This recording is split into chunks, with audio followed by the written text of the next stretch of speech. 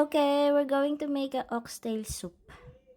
Kung ano lang yung nasa fridge ko, yun lang. So, wash muna natin si oxtail. Tapos, maghiwa na tayo ng onion, and then garlic. Tapos, igisa na natin siya sa oil. Ayan na. Gisa, gisa, gisa.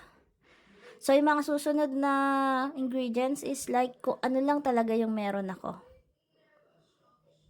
Hindi na ako bumili sa boutique ng kung anik-anik. Ayan, pepper.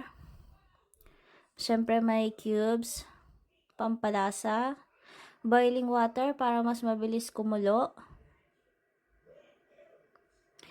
Ayan, gumamit na ako ng Incan sweet corn para lang yung tamis niya masarap. 30 minutes siya pinakuluan, tapos ayan, may sinukol na.